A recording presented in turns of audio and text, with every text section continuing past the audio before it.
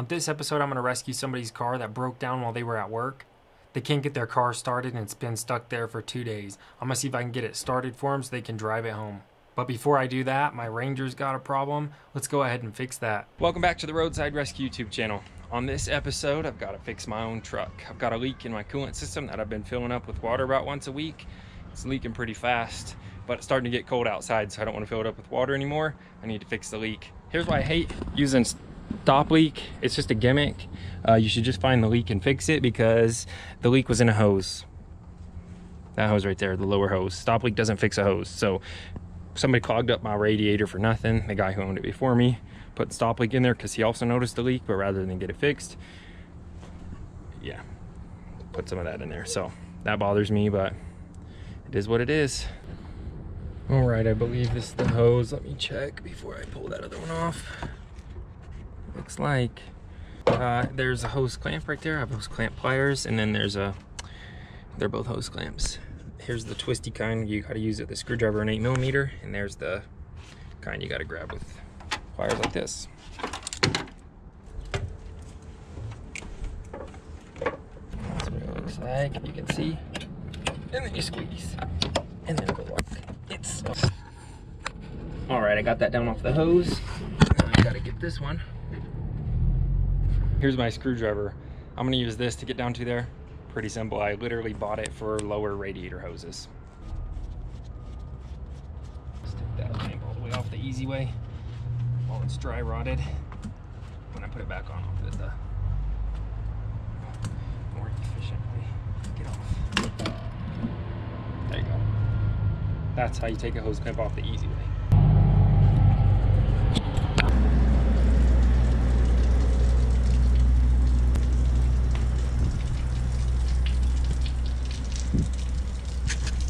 Nasty.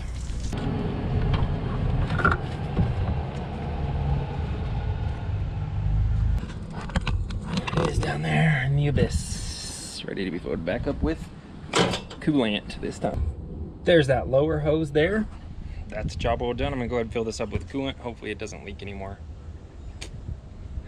Yeah, well, I'm just gonna do water first. I'll just drain it in a week or so if it's not leaking.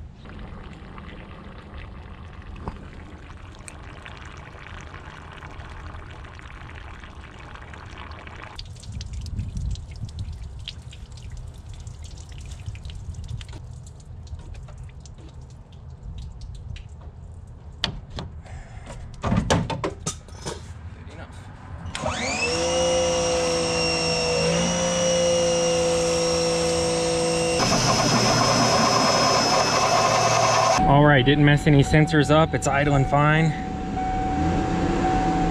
Yeah, running fine.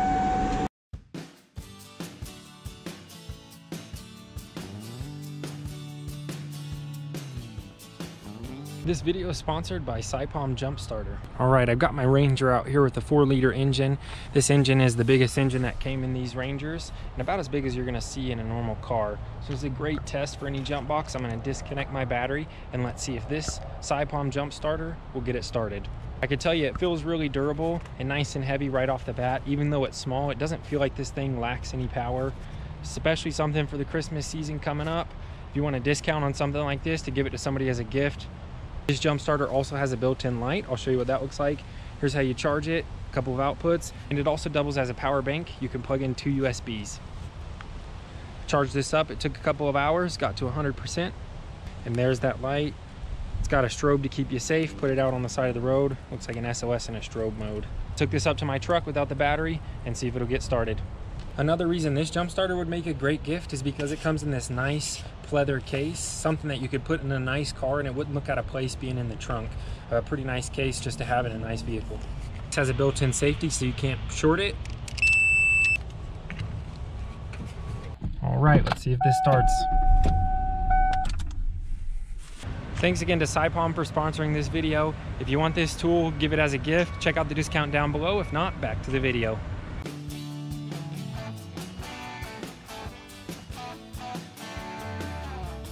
Looks like a nice trail. I just got here. I'm missing my electric ratchet, so either someone swiped that in the back of the AutoZone out of the back of my truck in the AutoZone parking lot. There it is, or I put it here, or I left it at home. I found it. That'll make this job about 20 minutes faster. And first things first, just remove this cover.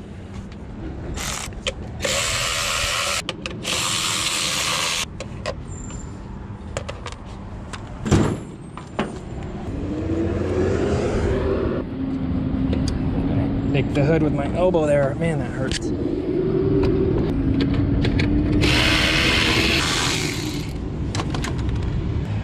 Okay, let's zip these 12s out real quick and we should be able to have access to that starter. Go from the outside in.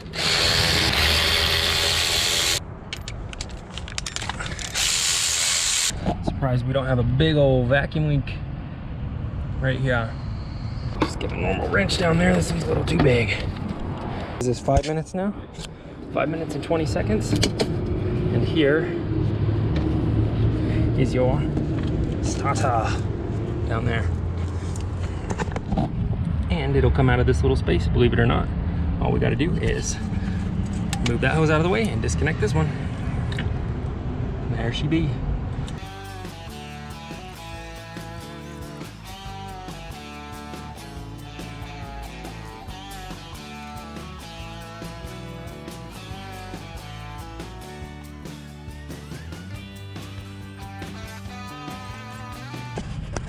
Here's the clip for this coolant temperature sensor right there.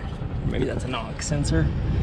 Always got to do a power stance like this so I can be the right height. I mean, I could jack it up, but I can also do a power stance and lean against the car. Oh, it's because it's pushed in the back. It's not going straight on, it's going in. There's one long bolt here. Why'd they use that long bolt? It's because they probably just reused those bolts from those other Civics that they put in the back and you had to crawl underneath them to replace. I thought that's what this was at first. I don't remember what year that style ended, but I hate doing those starters. Right, here's that long bolt.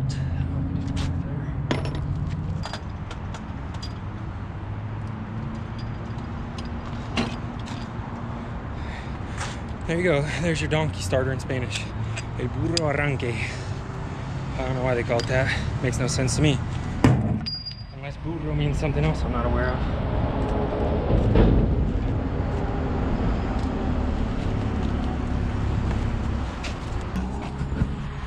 El burro de arranque.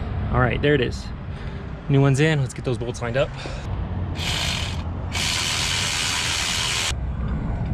That's new, in place, looking great. I'm gonna go ahead and hook up this vacuum line and get that gasket back in place and tighten this back down.